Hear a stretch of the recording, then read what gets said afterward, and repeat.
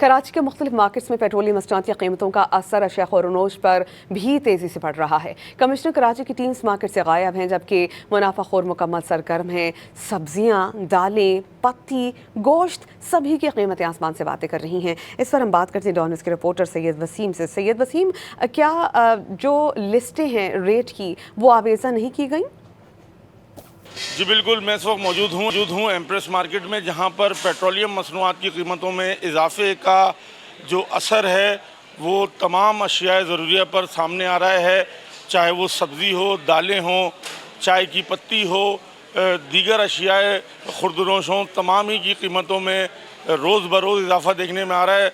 सब्ज़ियाँ जो हैं वो टमाटर 400 रुपये किलो तक पहुँच चुका है। यहाँ पर कुछ सार्फिन हमारे साथ मौजूद हैं, उनसे बात करेंगे और उनसे पूछेंगे कि मार्केट के सर्वे में आपको क्या बात दिखाई दी। जैसे ही ऑयल प्राइसेस चेंज होती हैं तो उसका इम्पेक्ट इनके ऊपर भी आता है, और गरीब आवाम क्या करे।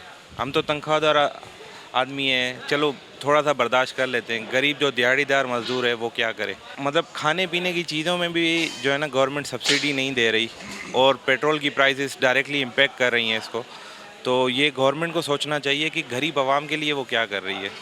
तो अब ऑयल प्राइसेस का इम्पेक्ट ज़्यादातर खाने की चीज़ों में ही पड़ता है। जो दुकानदार हैं उनका ये कहना है कि जो होलसेल जो अशिया हैं जो कि मंडियों से यहाँ पर लाई जाती हैं, वहाँ पर प्राइस चेकिंग का जो मसला है, कमिश्नर कराची की जानिब से जो रोज़ाना की बुनियाद पर प्राइस लिस्टें जारी होती हैं उनके ऊपर अमल दरामद नहीं कराया जाता, जिसकी वजह से मुनाफाखोरी बढ़ती है। और मुनाफाखोरी बढ़ने की वजह से लोगों को यहाँ पर महंगी अशिया ख़रीदनी पड़ती हैं जो कि उनकी जेबों पर भारी पड़ रही हैं।